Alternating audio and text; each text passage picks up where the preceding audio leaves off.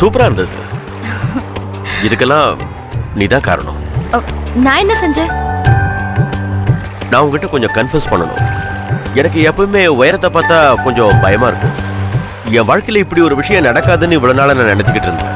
Really? ஆனா என்னமோ தெரியல, இன்னைக்கு உன்னால நான் பயமே வரல.